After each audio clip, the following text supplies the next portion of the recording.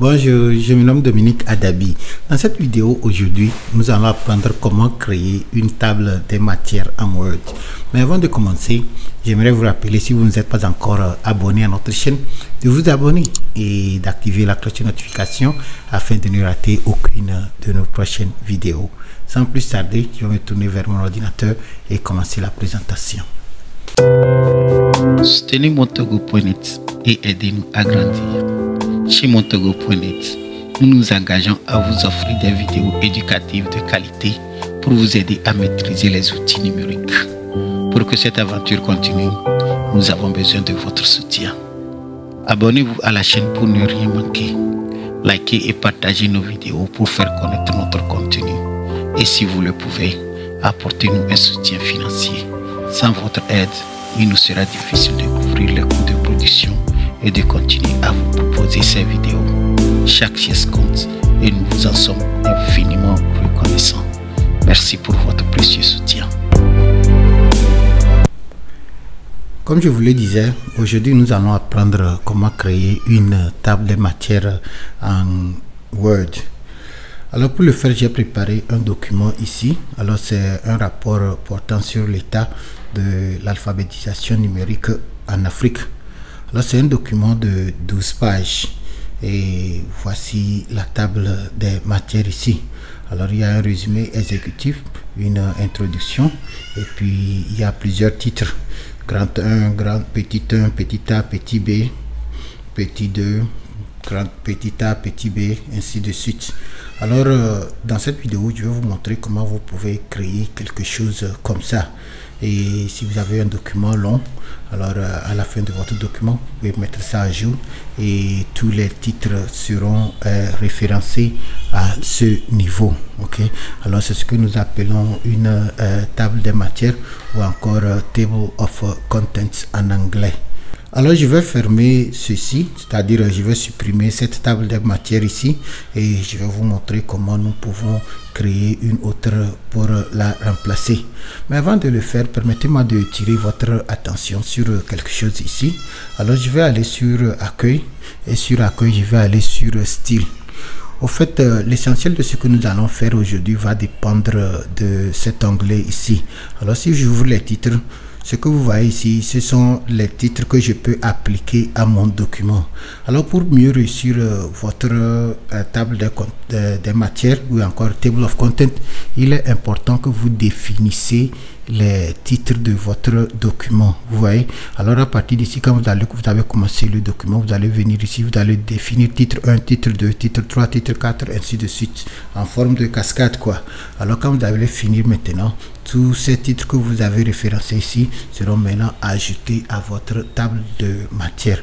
Alors c'est le seul secret qu'il faut savoir ici: définir d'abord vos styles, adapter les titres comme vous le souhaitez avec leur ordre hiérarchique, et maintenant ces titres seront référencés au niveau de la table des matières ici.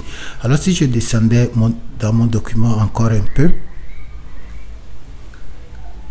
par exemple à ce niveau, ok, vous voyez, si j'allais sur accueil encore et vous voyez ici, au fait voici ce dont je suis en train de parler. Alors vous voyez ici c'est un titre. Alors si je le sélectionne ici, vous allez voir que j'ai utilisé le grand 1, vous voyez, titre 1 quoi, ok, et tout juste en bas c'est titre 2, vous voyez, et celui-ci c'est titre 3, ok. Alors aussi longtemps que ces titres sont bien mis ici, alors ça serait référencé sur ma table des matières, ok, c'est bon. Ainsi je vais retourner sur la table de matière ici et je vais supprimer ça simplement et nous allons refaire une autre. Alors je fais supprimer la table, ok. Alors voici mon document et voici la page d'accueil et voici le résumé exécutif. Alors je vais utiliser cette page vierge ici pour insérer la table des matières. Alors si je clique ici et j'allais sur référence, vous voyez, maintenant sur référence, maintenant je vais aller, vous voyez ici, table des matières et je clique droit. Ok. Au fait, il y a plusieurs types ici. Ce qui nous intéresse, c'est la table automatique. Vous pouvez bien sûr utiliser la table manuelle et mettre ça à jour vous-même, mais nous, pour cette vidéo, nous allons appliquer une table automatique. Alors je peux choisir celle que je veux, c'est seulement le format qui diffère. Alors je prends le premier par exemple. Ok. Alors j'ai pris le premier et vous voyez que c'est écrit table des matières. Voici le résumé exécutif, voici l'introduction, voici le premier titre. Alors si je retournais sur accueil et si j'allais sous les titres, vous allez voir que ce qui est référencé dans ma table des matières vient directement des titres que j'ai choisis ici. Vous voyez? Ok, alors je vais laisser ceci en attendant. Alors ça c'est tout, c'est ce que vous pouvez faire. Alors vous allez voir que toutes mes pages sont référencées ici et ça fait 11 pages de contenu. Ok, il n'a pas compté la page d'accueil bien sûr. Alors vous allez voir résumé exécutif, introduction, titre 1, titre 2, titre 3. Et sous chaque titre maintenant, vous allez voir les sous-titres. Vous allez voir aussi petit 1, petit A, petit B, ainsi de suite. Alors c'est ça qui est référencé et ajouté à la table des matières.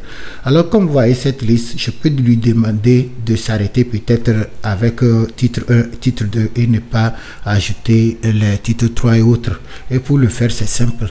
Une fois que la table est mise comme ceci, je retourne encore sur référence et je vais sur table de matière et cette fois-ci je vais aller sur table de matières personnalisées. Vous voyez?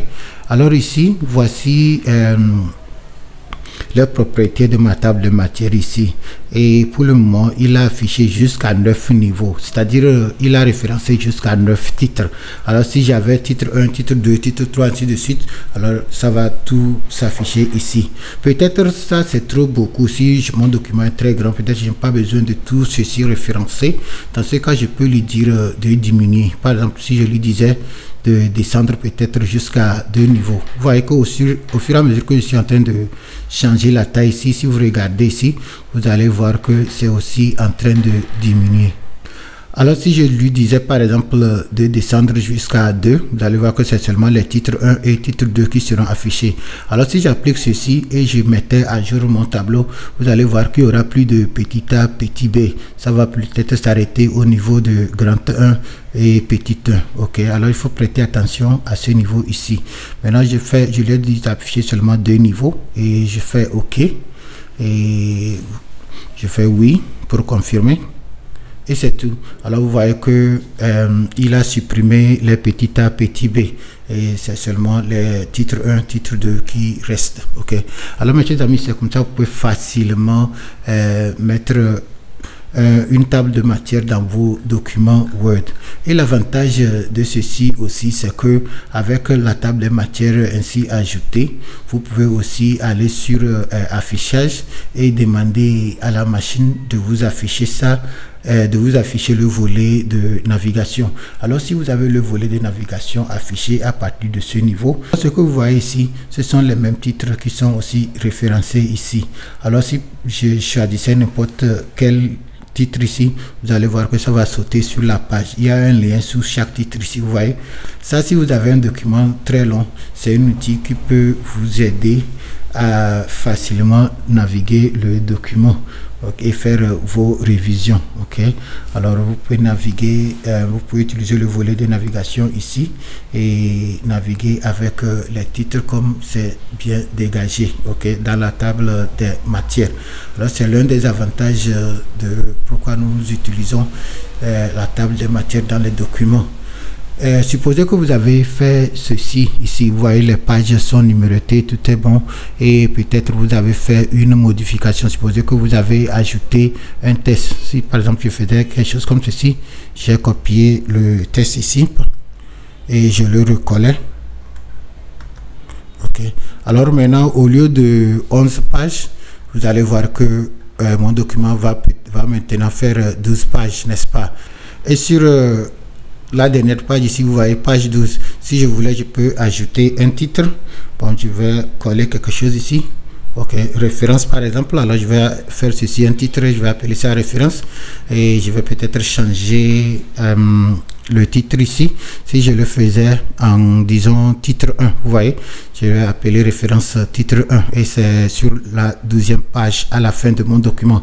Alors si je retournais par exemple sous l'introduction et j'allais directement sur la table des matières ici, vous allez voir que bien que j'ai ajouté le test en bas et ça fait maintenant 12 pages, il n'y a pas une mise à jour ici. Je ne vois pas 12 pages et je ne vois non plus le titre que j'ai ajouté, c'est-à-dire référence.